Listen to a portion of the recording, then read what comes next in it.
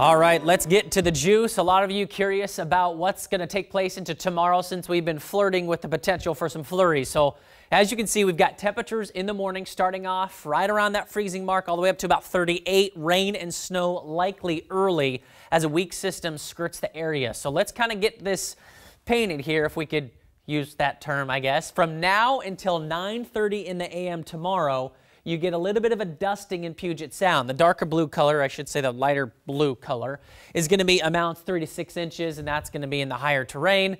Yes, this system on the horizon could bring a little bit of activity for tomorrow morning's commute. And then we've got another system arriving on Wednesday. This one much more potent, but this one's going to be coming in the form of liquid precipitation as the snow level rises up to about 1,000 to 1,500 feet by midweek. But in the meantime, tomorrow morning, you've got a little bit of the pink, a little bit of the white, getting very, very close to Puget Sound.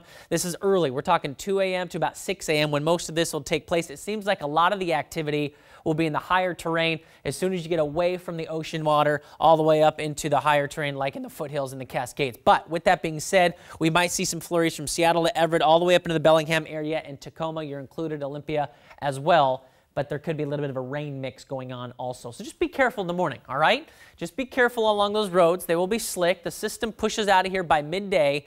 The afternoon, pretty quiet. Then we go into Wednesday morning, and we're back at it. But notice it's green, so that's going to be rainfall on I-5 corridor all the way up into the northwest interior, all the way down into the Chehalis area. We'll keep that snow level, like I said, between 1,500 feet and 2,000 feet as we jump into your Wednesday time frame. That's just a couple of days, right? Then we've got more on and off activity towards the end of the week. We'll get to that later. But here's the key things I want you to remember. Flurries in the morning. Give yourself a little extra time, up to 1/2 of an inch in some spots. I guess if you look at some of the higher totals, maybe 1 inch on grassy surfaces, but we shouldn't see that much on roads. And then you've got the rainfall that returns on Wednesday. The snow total up in the mountains has been quite impressive. We've had the avalanches over the weekend.